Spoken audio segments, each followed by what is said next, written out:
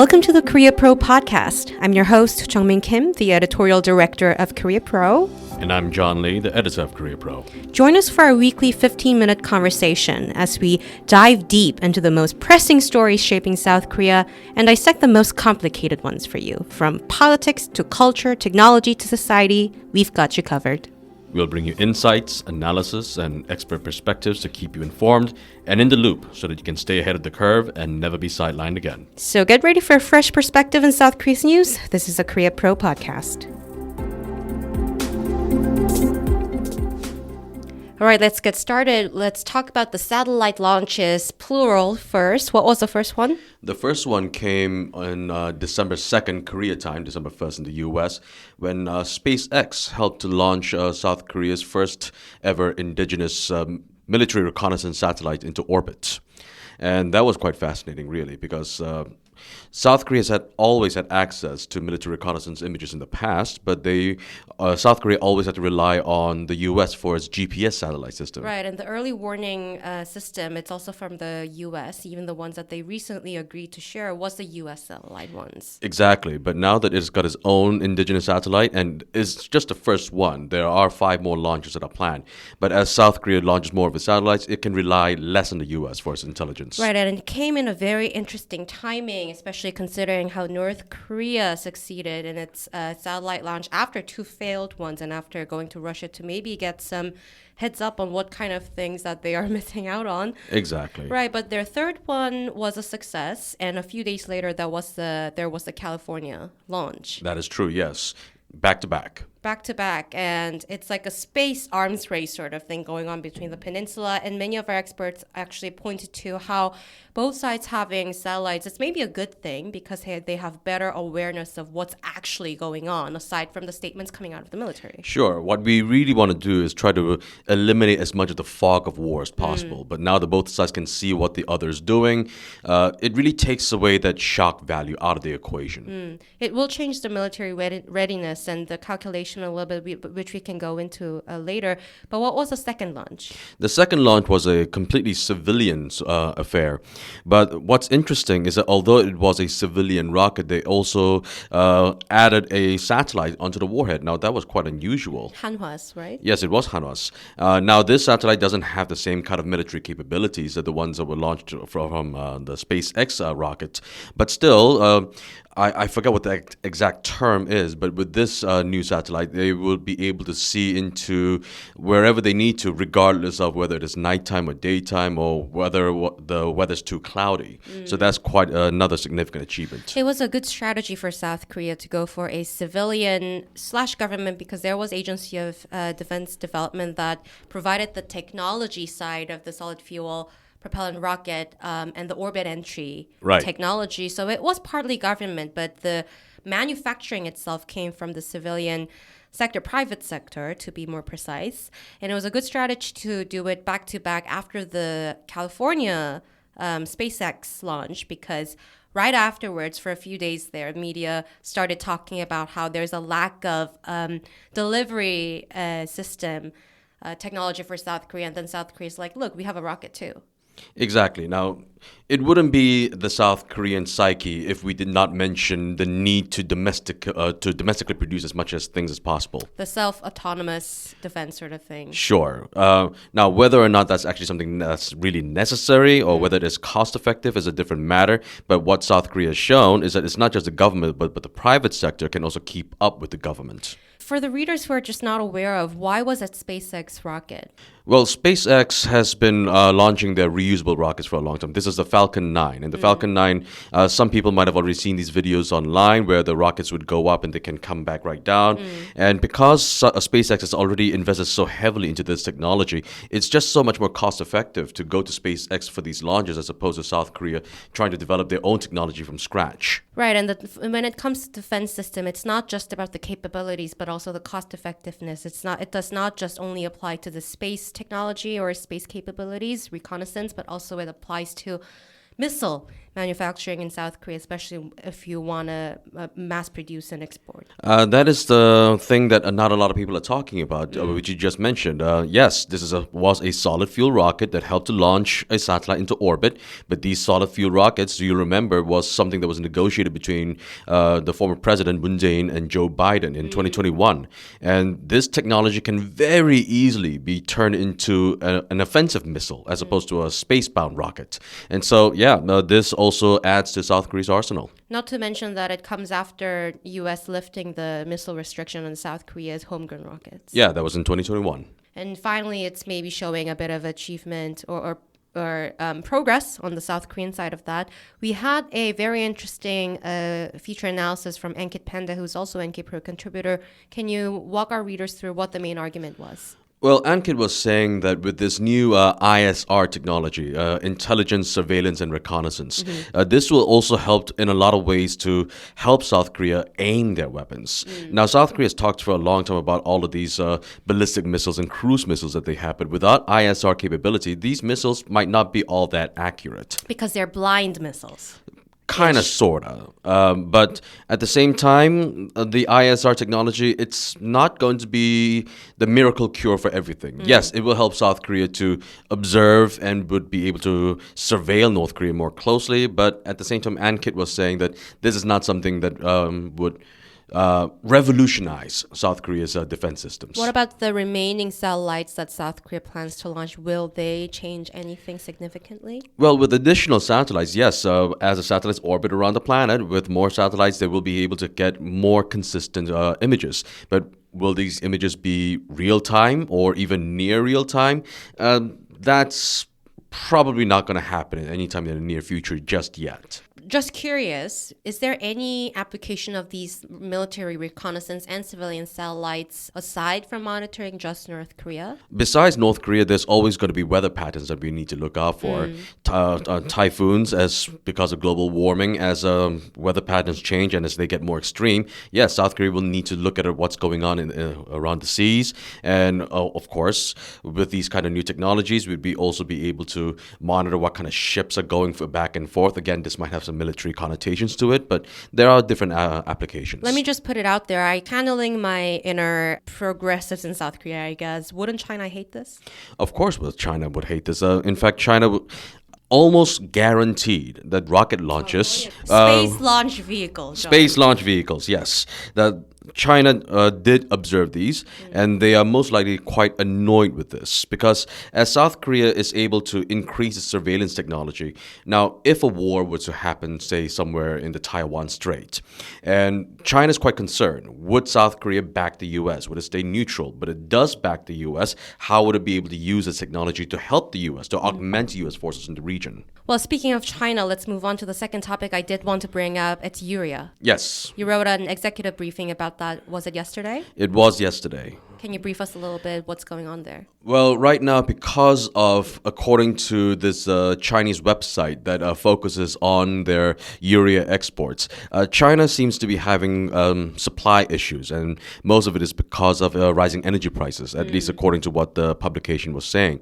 And because of the possible rising costs in coal, which is a very vital part in the production of urea, the Chinese government is most likely going to start to limit or restrict the exports. And this is a deja vu all over again for South Korea. This happened in 2021 and is happening again. And for those of you who are not familiar, urea is a very important component that's used for agriculture, and is also used for reducing emissions from vehicles. Who are some of the main exporters in the world? Well, I'm not sure who the main exporters in the world are, but South Korea's imports of urea are mostly from China. Now, there was a time when South Korea produced its own urea, but the Chinese, well, no one can compete with them with scale. And so when the Chinese were able to export their urea products to South Korea at a much cheaper price, well, South Korean producers just went out of business. That's considerably significant leverage that China can use, especially when it comes to regional economic supply chain blocks going on here. Well, unfortunately for South Korea, urea is not the only element or material that China can use to squeeze South Korea. What are some of the other things? Well, graphite is another one, and that's what we talked about some time ago because graphite is another key component that's necessary for semiconductor production. And Which is one of the biggest sector right now South Korea is pushing for. exactly. Now, this is bigger than when there was fear that China might limit the exports of lithium.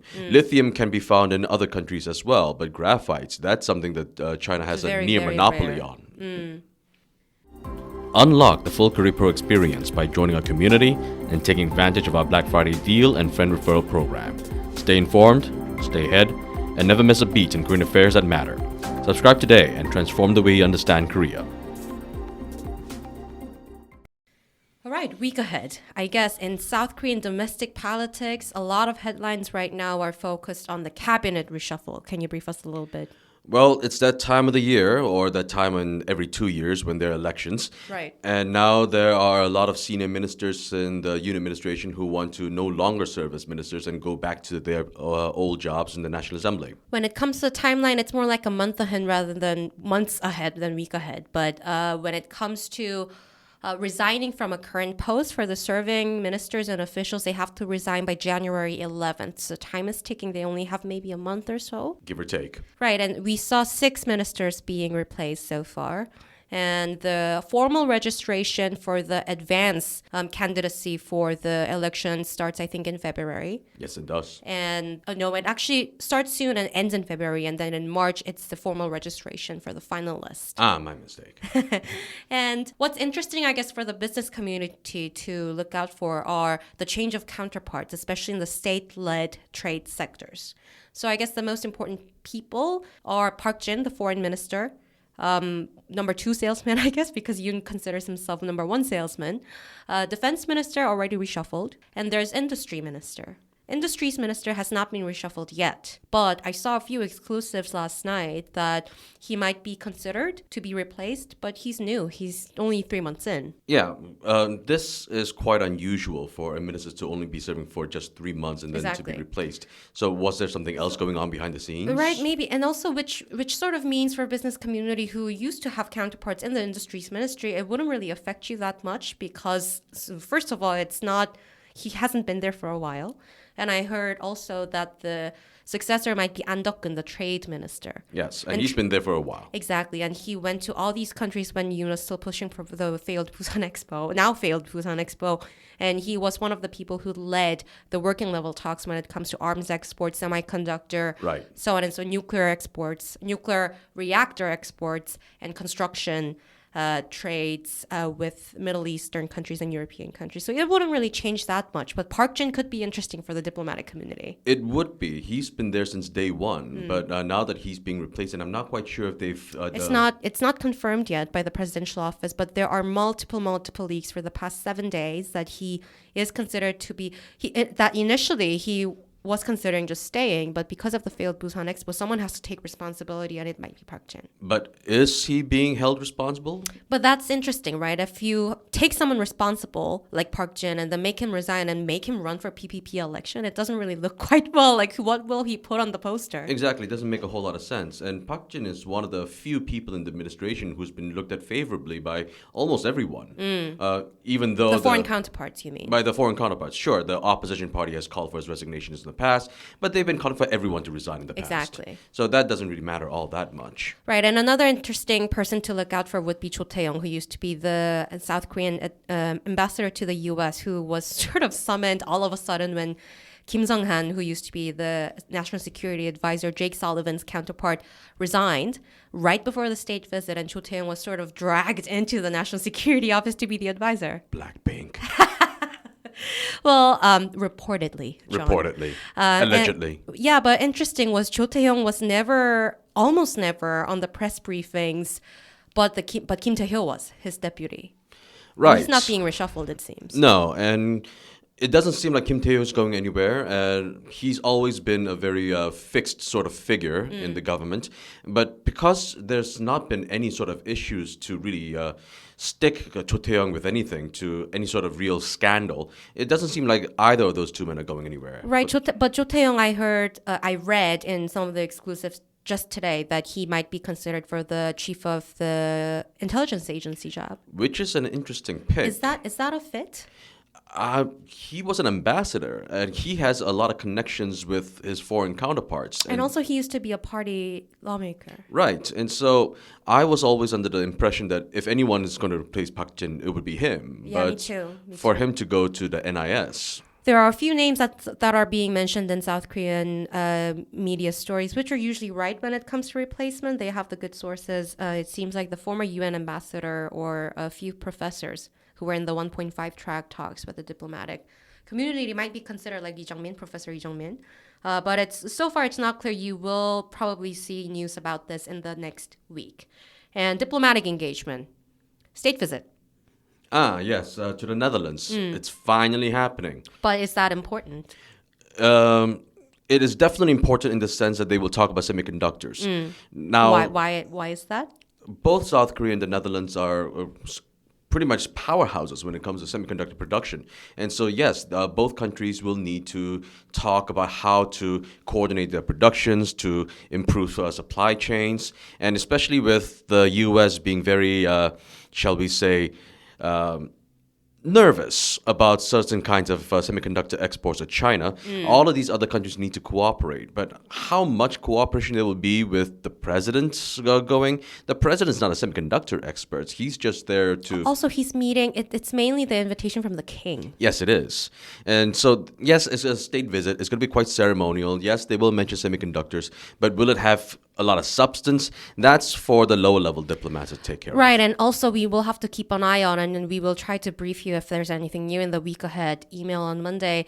Whether any business leaders will be joining them. We don't have the list yet, right? We do not, but I'm pretty sure that the usual suspects will be there. I'm pretty sure they're also really tired from accompanying a South Korean official for the Busan Expo bid for the past few months, but still. Yes, but when the boss calls, you answer. You're right. And also, Ifang Bremer on NK News side, he's from Netherlands. He mentioned that it's actually a very bad timing for Yoon to go to the Netherlands to get anything tangible to come out of the meeting because they're between elections, apparently.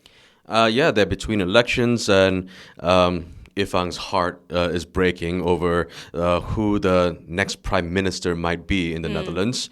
But whether or not that will actually have any real impact on South Korea's relations with that country, it's doubtful. Finally, next week, hopefully we will see the conclusion of the budget negotiation for the next year for the administration, but deadline already passed. The deadline has passed, and there's for not 3 years in a row. For 3 years in a row, and there's not a whole lot of love lost between the two major parties. The president and the ruling party had said that they're going to seek the cooperation of the opposition Democratic Party to pass their budget. But Hong Ik-pyo, who is the floor leader of the Democratic Party, said that we don't want to cooperate with them, and if they don't agree with our policies, we are going to push forward with our own budget plan. And so it's going to be a whole lot of drama. Not to mention that both major parties are going through internal conflict and confusions. In Johan of the Innovation Committee, is it? It seems that committee is ending very, very soon, just after months. It just ended with quite the fizzle, didn't it? He started out with all of this rhetoric about how he's going to innovate, as his office's name suggests. But there's only so much that a person can do with the power structure that already exists. Right, and talking of innovation, maybe it's just superficial, but now finally the candidacy for the minister role for the administration, half of them are women. Oh, finally. Better late than never, I suppose. Right. We'll have to keep an eye on our confirmation hearing. And we recently wrote Hyun Jun-yo wrote an interesting story about how confirmation hearings usually go, and it will be published next week. Yes, it will be.